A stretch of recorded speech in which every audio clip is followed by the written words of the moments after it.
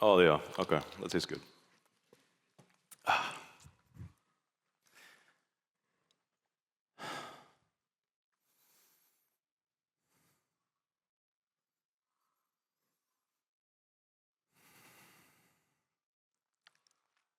Hmm.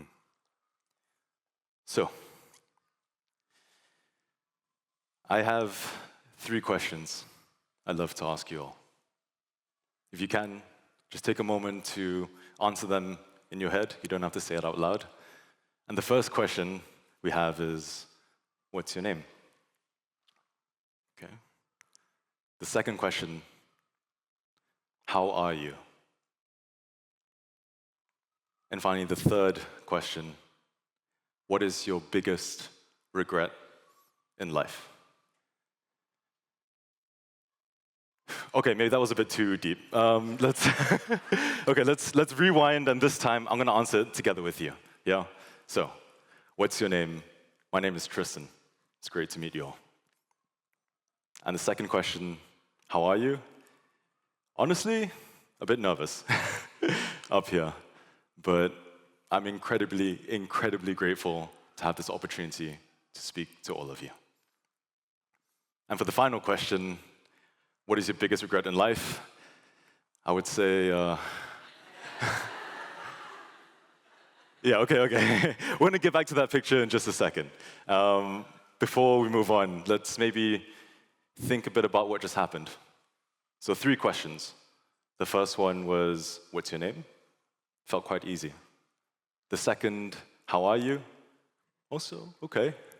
But when it came to that third question of what is your biggest regret in life, I noticed some of us maybe sinking a bit deeper into our seats. Maybe your gaze just went somewhere else. Maybe you began to feel a bit uncomfortable. I want you to know that that is completely normal. Some questions are harder for us to answer, and some questions are easier. We know this. So, I'm kind of curious why, though. Why is that? Why don't we start again? So, what is your name? Our names are probably the thing we know best. We've been hearing it since the day we were born. We know how to read it, speak it. It comes so easy. And they probably haven't changed, for most of our life. So that answer feels familiar. Now, when we move to the second question, how are you? I'm kind of curious. Raise of hands who was able to say or feel how they are. Wonderful. Now, I'm going to make a tiny adjustment to the question, and I want you to just notice your thoughts, your feeling, your body, just for a second. Are you ready? Yeah? All right, here we go. How are you really? Suddenly, I'm asking you to maybe open up, maybe to look inside your inner world and share with me what is really going on. And I think how comfortable we are with this question depends on how comfortable we are with ourselves. Let's go to our last question. What is your biggest regret in life? Now this one felt deep. And I wonder if it's because of the same thing. Just like asking, how are you really? I'm asking you to open your inner world, to think about your mistakes, your past, things you did or didn't do, words you might have said or were not able to say. And unless you spend all your time thinking about your regrets, maybe that feels overwhelming. It makes sense. Some questions are hard for us to answer, and others are easier. So, what if? What if it didn't have to feel heavy? What if, instead of running away from our discomfort, we decide to run toward it? What if we began showing up with the courage to explore that discomfort?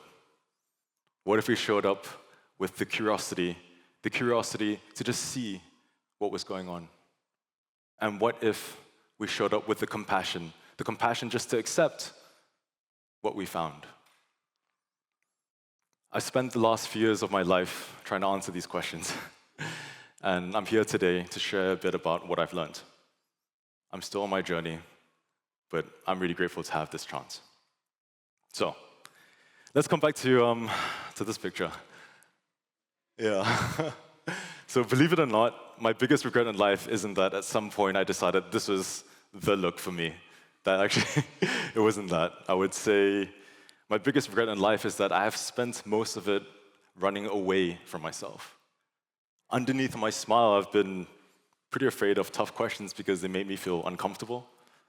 And so instead of asking myself, hey, how are you really? Well, I buried myself in a job that I honestly didn't really like that much, and I drank. Not a lot, but just enough to forget about how unhappy I really was. And you know, that strategy, it worked for some time. It was pretty effective.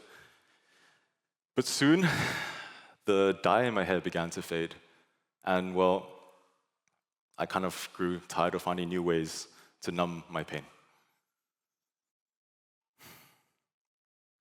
It was around this time that something called the pandemic happened. And if you recall, we all began to sit with questions. You might remember some of these.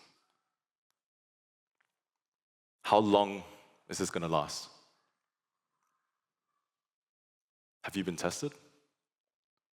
Or my personal favorite, did I buy enough toilet paper? So, for me, sitting with those questions, that was incredibly difficult.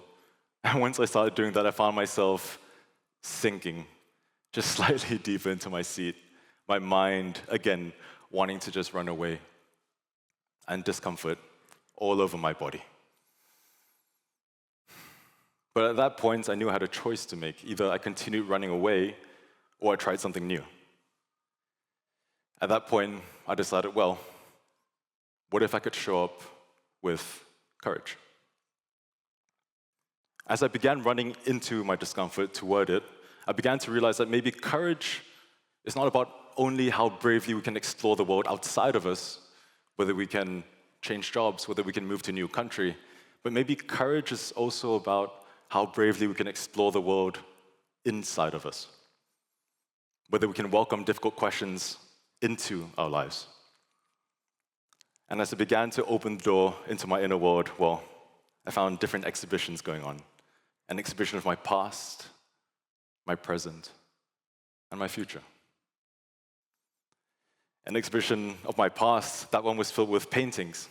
Paintings of my childhood, some of my most favorite memories, but also some of my most painful ones. An exhibition of my present, that one was filled with great big statues of my insecurities, most of them tortured by the need to please everyone around me. And finally, an exhibition of my future, that was interesting. That one was filled with half-drawn sketches, ideas, dreams, possibilities of what my life could be as a musician maybe as a coach, maybe as a free diver, diving underneath the sea. As I began sitting with those questions, I started to become curious. I started to ask more questions like, why do I still carry the pain from my childhood with me today? Why do I have such a strong need to please everyone around me? And why is it? Why haven't I chased my dreams? Sitting with those questions led me to a pretty hard but simple truth.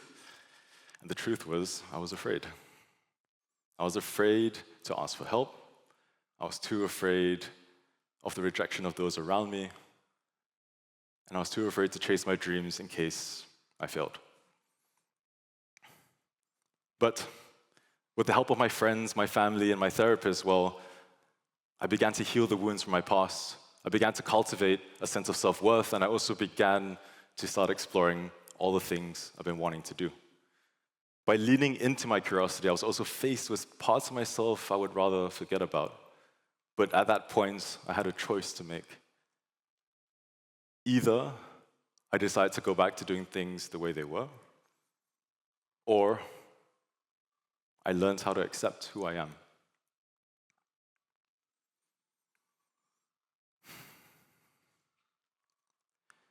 The key to compassion, well, the key to acceptance is compassion. It takes courage to explore our story. It takes curiosity to understand it. But to accept it, that takes kindness and compassion.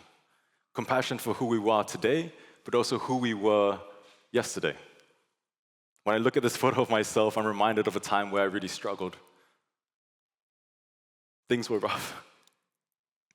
But I know that if I can't change the past, surely I can learn to accept it. Wanting to practice different ways of bringing compassion into my life, I began experimenting. One of those experiments that turned into something called Closer. Closer is a collection of question cards that invite you to dig a bit deeper and to share what's going on inside your inner world. We included questions like, what makes you beautiful? Or, what makes your life worth living? Through practicing courage, curiosity, and compassion, I began to accept who I am. So, how do questions guide us home? Well, I believe that when we have the courage to explore our inner worlds, we get to understand a bit better who we are. And once we understand a bit better who we are, we can choose if we want to explore that with curiosity in order to see all of us, not just the parts of ourselves that we like, but also the parts maybe we have been avoiding. And at that point, well, we have a choice to make. Do we choose to have compassion, to have kindness for those parts, or do we decide to run away? Well, the great thing is if we choose to have compassion, we begin to accept who we are. And maybe once we do that, we can begin to understand that maybe home might not be a place, but rather a feeling of total acceptance. Once I began showing up with courage, curiosity, and compassion, things in my life started moving. Things started to change.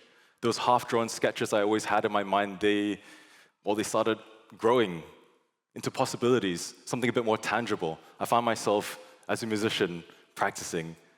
I found myself starting my career as a coach, and I also found myself diving underneath the sea for the first time. For the first time in my life, I've begun to feel at home. Now, before I leave you, I invite you all to take a deep breath with me. And as we exhale, I invite you to gently close your eyes.